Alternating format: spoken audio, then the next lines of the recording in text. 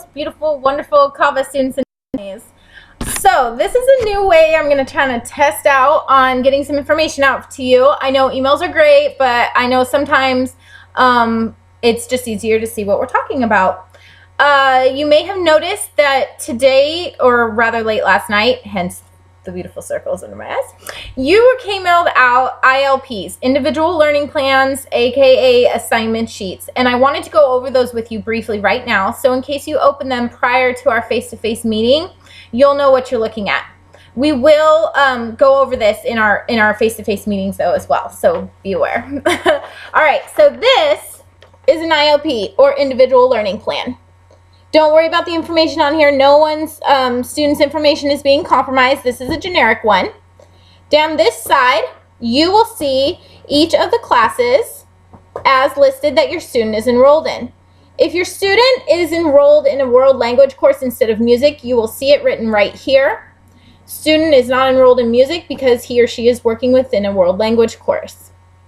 You will see the assignment numbers that need to be completed or that are assigned for this semester. If your student completed 50% of the work in first semester, if they got up to that 50% mark like we were working so hard to get to, you will see 50% of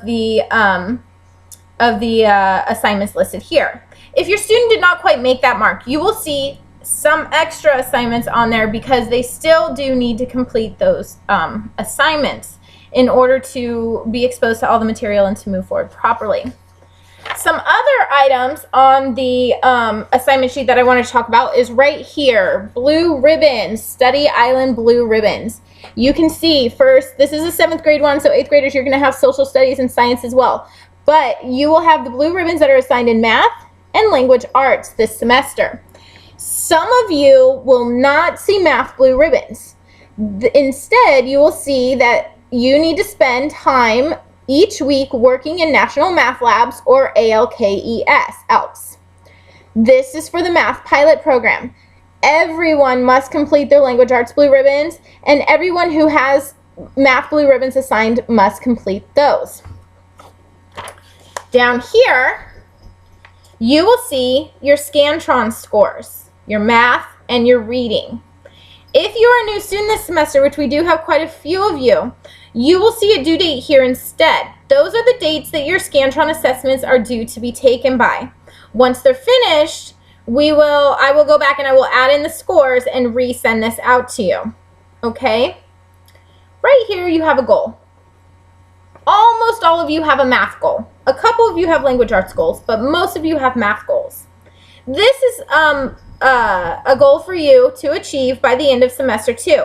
It is something that we will work on in our meetings, whether it be in person or Blackboard Connect.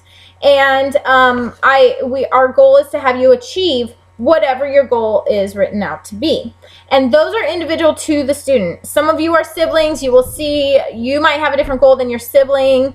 If you're an 8th grader, you're going to have different goals than the other 8th graders, and so on. These are specifically tailored to each one of you, okay? So that is something to definitely keep in mind. Down here, you will see your required Class Connect sessions. I want to be clear, and this is written on here, you are required to attend all Class Connect sessions or watch the recording for each Class Connect session that you find on your online school daily plan. That being said, I also wrote out all of your Class Connect sessions that are scheduled per week, so you can take a look at that. Should those change, which they may, I will be changing them on here and resending this out to you throughout the semester, okay? If you are in support classes, if you are in superhero strength training, if you are in any courses such as those are your top priority along with math and language arts. But your Class Connect sessions are required, okay?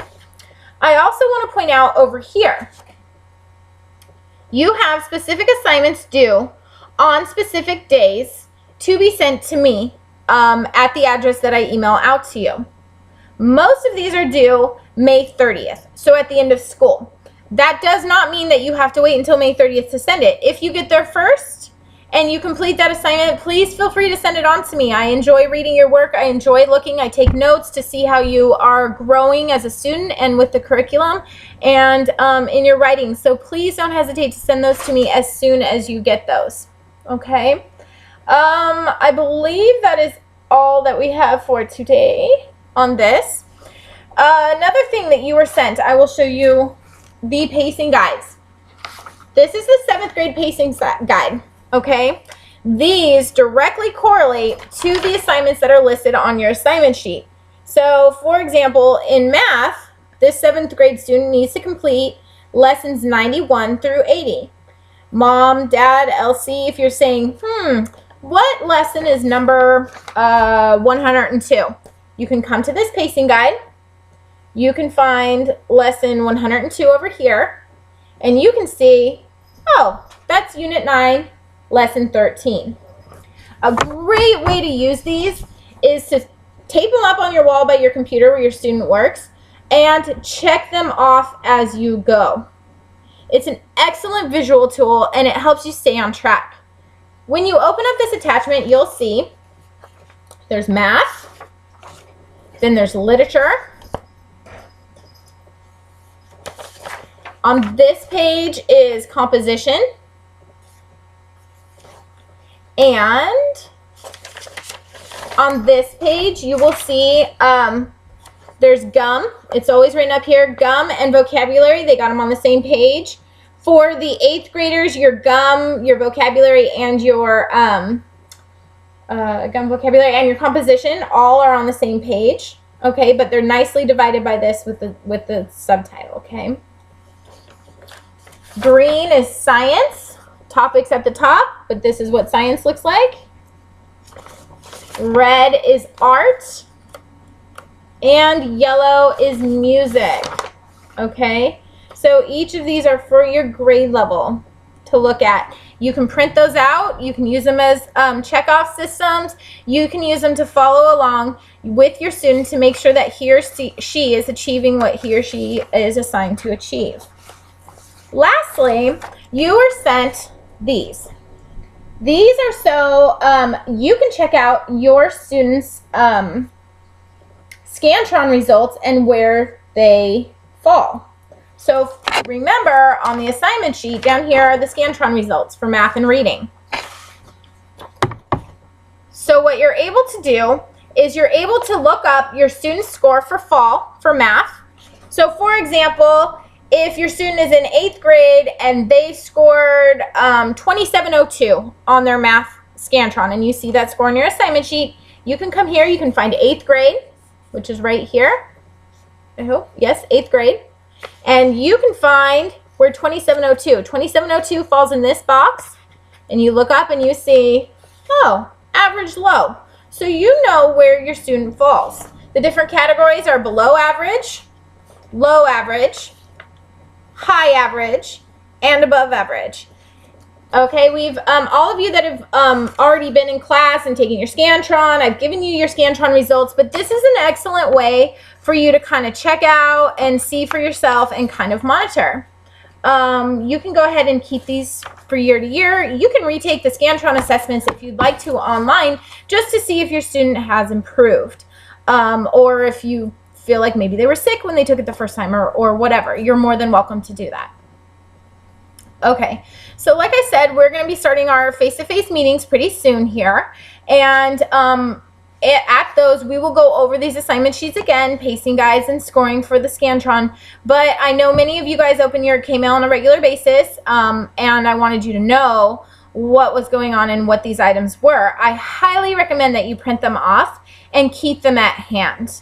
I put in my calendar which students, which students have which assignments due on what day, and I will be watching for those assignments. I think it's a great idea if you kind of pop those in your smartphone calendar or your computer calendar or whatever, so that you can pay attention to those as well. So I said in my email I was going to ask you a question at the end of this video to make sure that everybody watched it. And my question is, what color shirt am I wearing? Don't say pink. Okay, so if you could just respond to the email that I sent with this video and let me know what color shirt I'm wearing. That way I know you definitely watched the video. That would be fantastic. Thank you so much, and you guys are phenomenal. Have a great day.